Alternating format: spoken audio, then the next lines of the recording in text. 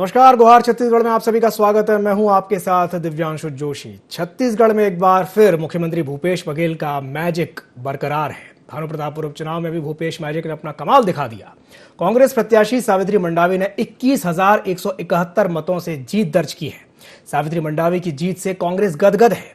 Party जीत का जश्न मना रही है, जबकि भानु प्रतापपुर में शिकस्त खाने वाली बीजेपी गुजरात विधानसभा चुनाव में मिली जीत पर ही खुश नजर आ रही है। एक बार फिर से भूपेश मैजिक चल गया है। भानु प्रतापपुर उपचुनाव का रण कांग्रेस का हो गया है। भाजपा को करारी हार मिली है। ये देखने में आया है कि मुख्यमंत्री भूपेश बघेल का जादू एक बार फिर से चल गया। कांग्रेस की सावित्री मंडावी ने बड़े अंतर से जीत दर्ज की है। 21,171 मतों से उन्होंने जीत दर्ज की है। बीजेपी के ब्रह्मानंद नेताम को सावित्री मंडावी ने बड़े अंतर से हराया है।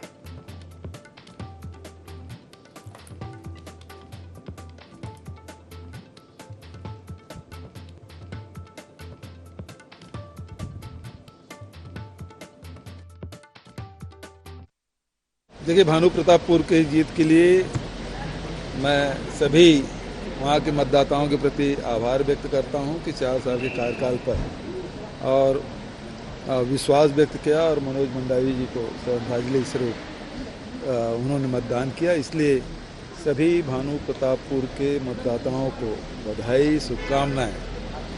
रमन सिंह जी तो कभी मुझे मुसवा, बिलई, कुकुर इन सब बोलते रहे, लेकिन जो असली भगवा है ना, वो छत्तीसगढ़ की जनता है और उन्होंने अपना रूप दिखाया। और यदि भानु प्रतापपुर विधानसभा के यदि वोटिंग ट्रेंड को आप एनालिसिस करेंगे तो पिछले समय जोगी कांग्रेस और आप पार्टी चुनाव लड़े थे, तो मैं नहीं समझता कि सर्व आदिवासी समाज के खुद का कोई वोट था। गुजरात के मैं कह सकता हूं कि एक जो शिकस्त कांग्रेस को मिली है, मतलब करारी हार कहा जा सकता है इसको। सरकार लगातार 27 साल से गुजरात में हमारी रही है और इस बार के परिणाम आए हैं और पिछला परिणाम में देखेंगे थोड़ा सा अंतर है। एक बहुत अच्छा परिणाम हम कह सकते हैं, कांग्रेस का सुकड़ा साफ। और हिमाचल प्रदेश की जो ट्रेंड है कि एक बार बीजेपी और एक बार कांग्रेस, इस बार हमें लग रहा था कि भानु प्रतापपुर का चुनाव हम जीत जाएंगे। चुनाव को बहुत अच्छा हम लोगों ने लड़ा था, लोगों का अच्छा रिस्पांस मिल रहा था और इसलिए हमें पूरे ये लग रहा था कि बीजेपी इस बार जीत करके आ जाएगी।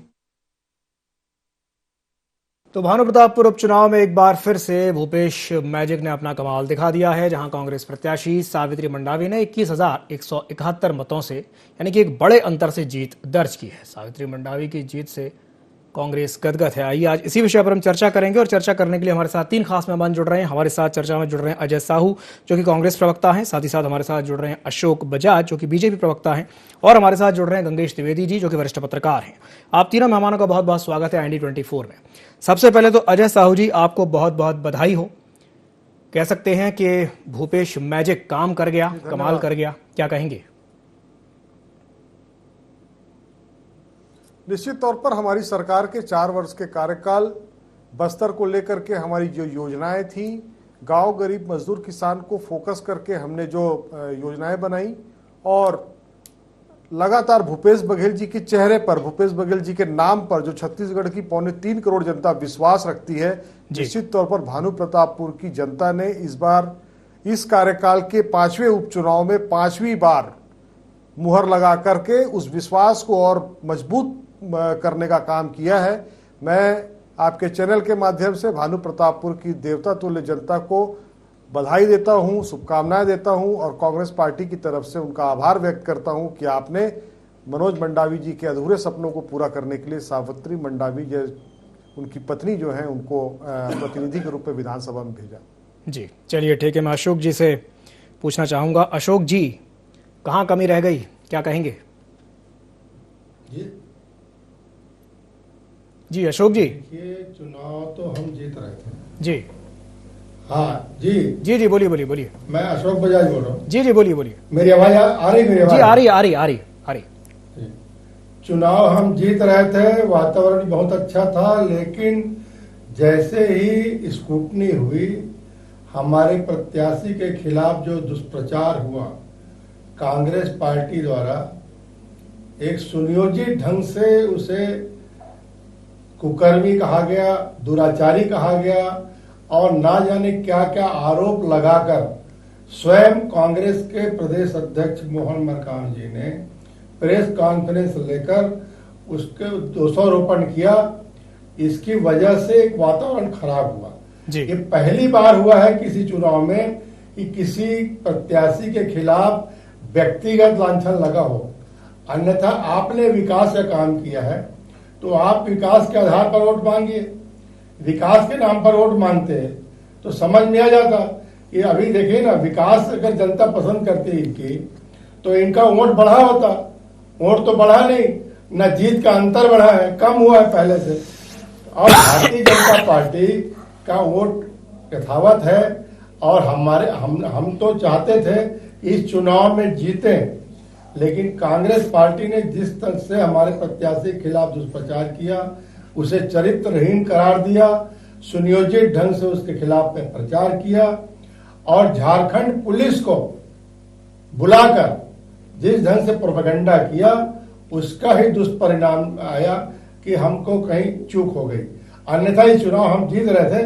हमारी नैतिक विजय हुई है कि हमारे प्रत्याशी को मैंने पहले से जितना पहले मिला था उतना ही वोट हमको मिला है। हमारे वोट में कोई कमी नहीं हुई है, उनके प्रत्याशी वोटों में कमी आई। जी चलिए ठीक है। गंगेश जी, जो जनादेश आया है क्या कहेंगे इस पर?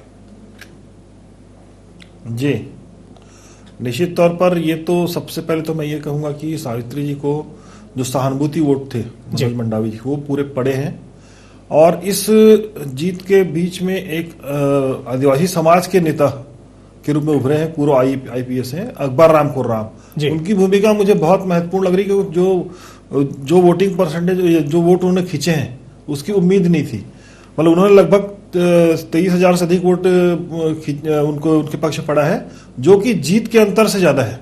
जी इसका मतलब यह है कि आदिवासी समाज ने जब अपना कैंडिडेट उतारा, दोनों ही पार्टियों से संपर्क किया था और उनका मेन मुद्दा था आरक्षण वाला ही। आदिवासी समाज का जो आरक्षण में कटौती हुई है, उसी मुद्दे को लेकर उन्होंने अपना एक पूर्व आईपीएस को उतारा और उसके नाम से काफी खबरें आई कि उनके नाम से ग्रामीण क्षेत्रों में शपथ दिलाई गई। तो और जब परिणाम आ रहे थे तो उसमें 9वें राउंड तक लगातार वो सेकंड पोजीशन बने हुए थे। जिस तरह से उनको वोट गिरे और जो परिणाम दिखाई दे रहे थे, उससे तो ये लग रहा था कहीं सेकंड स्थिति में वो तो नहीं आ जाएंगे। लेकिन उसके बाद जिस कांकेर वाला बेल्ट की जब खुली, खासतौर पर जहां पे पिछड़े वर्ग वाला की बेल्ट मानी जाती है, वहां से वो पिछड़ना शुरू हुए और भाजपा की प्रत्याशी ऊपर उभर कर आई। तो एक तरह से जिस तरह से उनका परफॉर्मेंस दिखा है, जो पहली बार खड़े हुए आईपीएस रहे, उनका कोई पॉलिटिकल बैकग्राउंड नहीं है, तो उन्होंने बहुत बड़ा वोट खींचा है। और वो वोट कहीं ना कहीं या तो कांग्रेस का कट के आया है या भाजपा का कट के आया है। और ये तो मतलब दोनों ही पार्टियों के लिए विचार का विषय है, चर्चा का, मतलब दोनों को आत्ममंथन का विषय है कि ये वोट किसका कटा और उनके खाते में गया।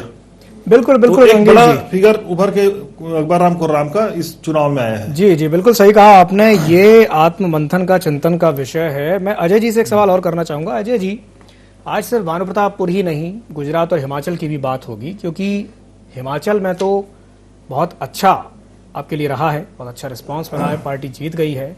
लेकिन मैं आपसे जानना चाहूंगा कि गुजरात में क्या कमी रह गई, क्योंकि मुख्यमंत्री भूपेश बघेल स्टार प्रचारक थे, वो गुजरात भी गए, वो हिमाचल भी गए। हिमाचल में तो आप बधाई के पात्र हैं क्योंकि वहां पर वापसी हुई है, लेकिन मैं आपसे जानना चाहूंगा कि गुजरात में क्या कमी रह गई?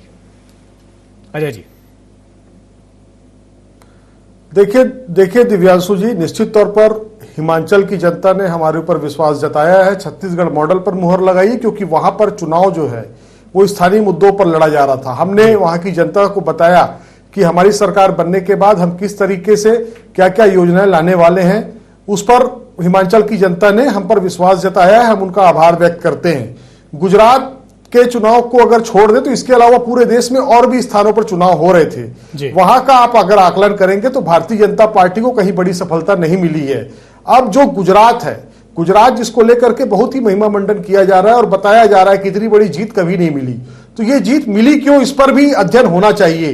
तो हमें ये लगता है दिव्यांशु जी कि माननीय प्रधानमंत्री जी ने, माननीय गृह मंत्री जी ने जिस तरीके से वहां पर कैंप किया, जिस तरीके से वहां के गुजरात के जो लोग थे उनको गुजराती अस्मिता की सौगंध खिलाई, उन्हें यह बताया कि इस प्रदेश से मैं आता हूं, मैं इस देश का प्रधानमंत्री हूं। अमित शाह इसी प्रदेश से आते हैं, वो इस देश के गृह मंत्री हैं।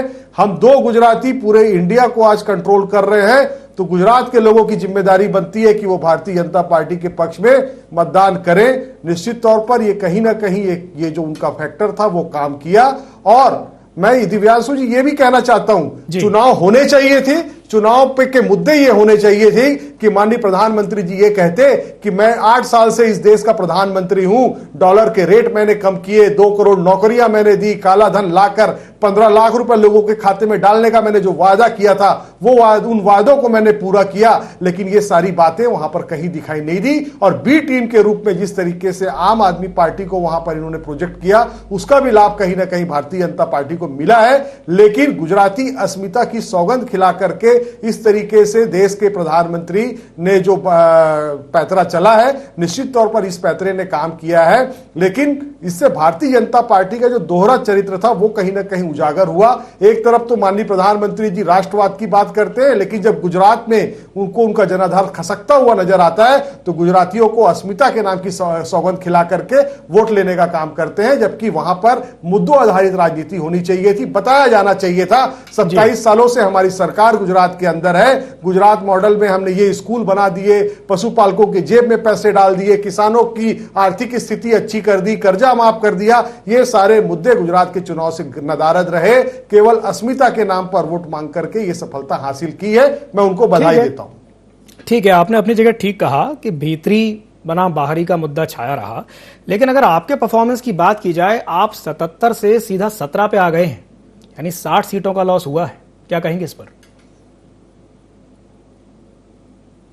निश्चित तौर पर हमें जितनी उम्मीद थी वैसी सफलता नहीं मिली है। लेकिन ठीक है, राजनीति में हार से भी बहुत कुछ सीखने को मिलता है। हम हारे जरूर हैं, लेकिन हमारे हौसले बुलंद हैं। हम फिर से दुगनी तेजी के साथ गुजरात में मेहनत करेंगे, गुजरात के लोगों को बताएंगे कि किस तरीके से आपको बरगला करके ये सरकार पुनः इन्होंने बनाया है। और जो जनादेश आया है उसका हिसाब जनता को लेना चाहिए। और मजबूत विपक्ष के रूप में कांग्रेस पार्टी वहां पर जो मुद्दे हैं उसको उठा करके विपक्ष की प्रमुख भूमिका निभाएगी।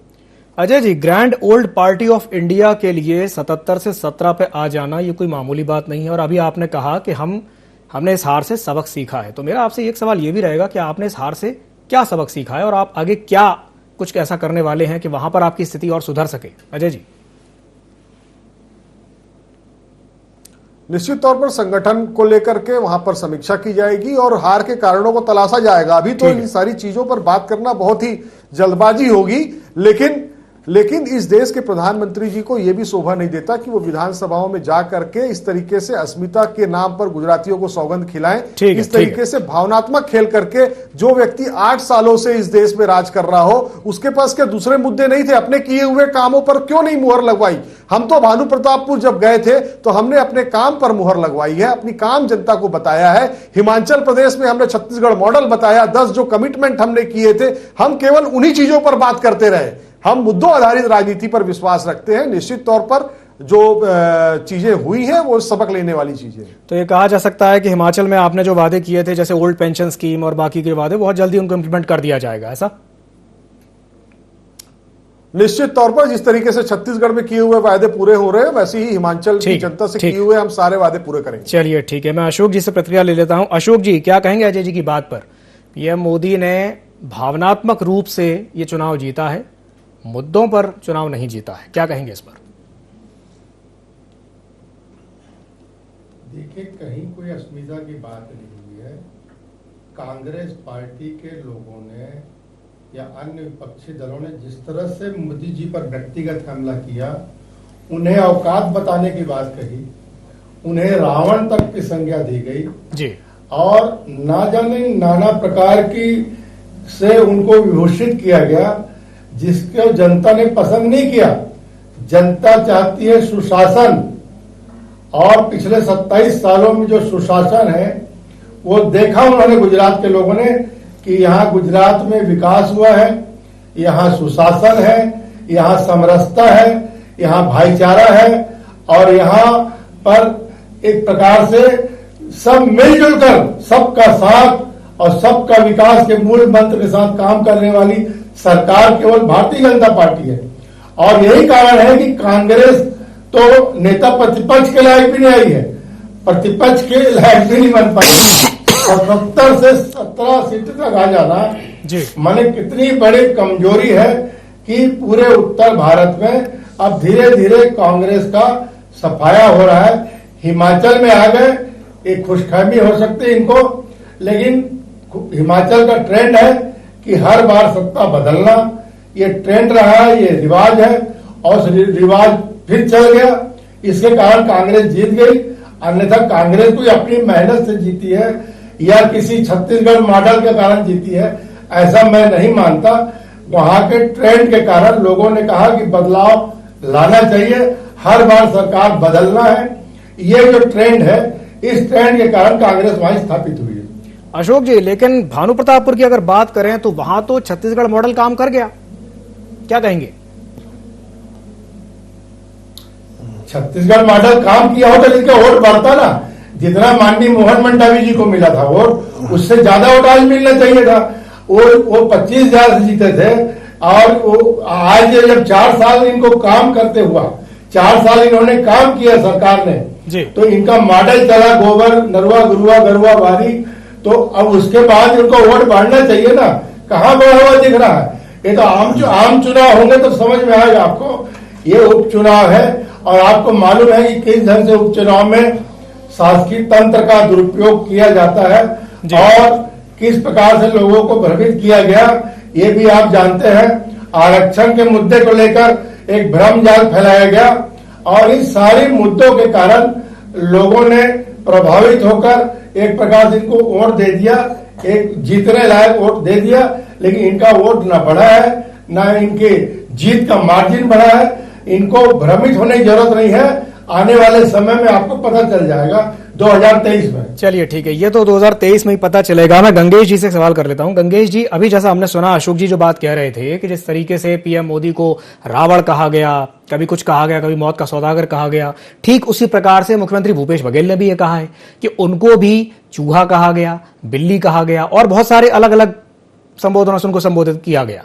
तो कहीं ना कहीं आप भी मानते हैं कि इस तरह की चीजों से बचना चाहिए, क्योंकि इन चीजों का भी असर तो पड़ता है परिणामों पर। गंगेश जी।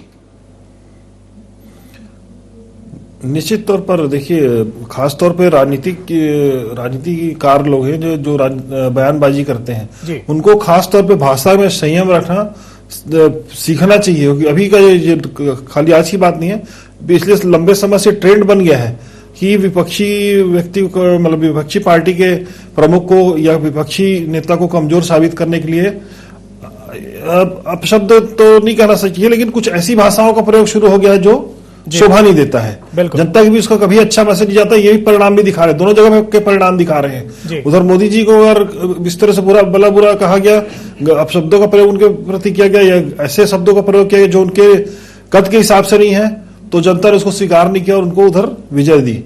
छत्तीसगढ़ में भी भूपेश बघेल जी के नाम से जिस तरह के शब्दों का प्रयोग हुआ, तो उसका परिणाम भी हम देख रहे हैं। ये भी सेकंड सेमीफाइनल था, इसके पहले वाला भी जो उपचुनाव था उसको भी पहला सेमीफाइनल माना गया था।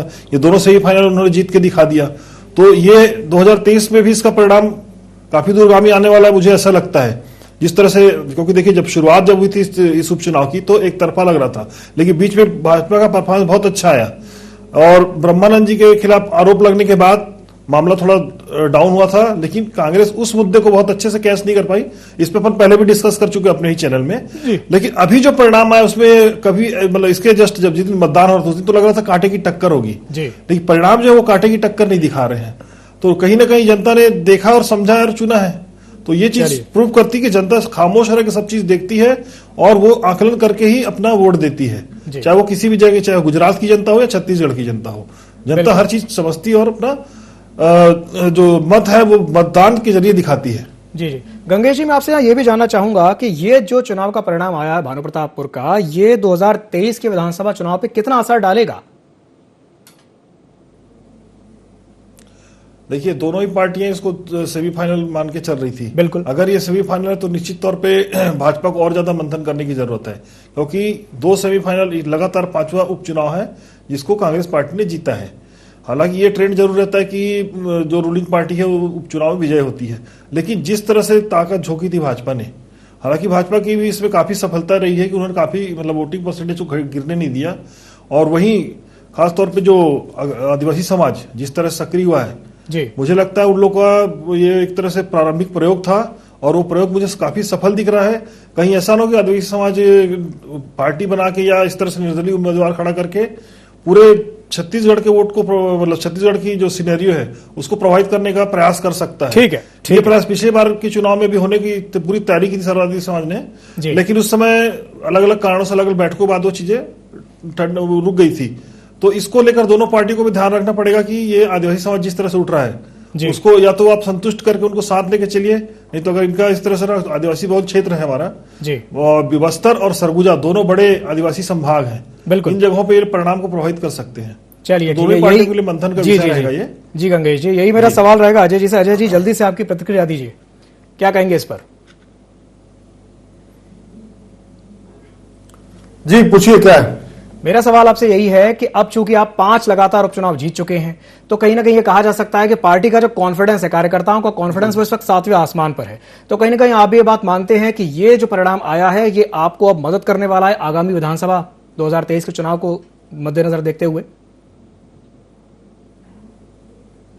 अजय जी देखिए दिव्यांशु जी, जिस दिन से छत्तीसगढ़ में कांग्रेस पार्टी की सरकार बनी है हमने पहले घंटे से काम करना शुरू किया है। उसका परिणाम ये है कि जो छत्तीसगढ़ में बेरोजगारी दर 22.8% थी उसको हमने 4 वर्ष में 0.1% तक ले आया है। ठीक है। जो लोग पलायन करते थे उनको काम उनके गांव में उनके घर के पास कैसे मिले, इस दिशा में हमारी सरकार ने काम किया है।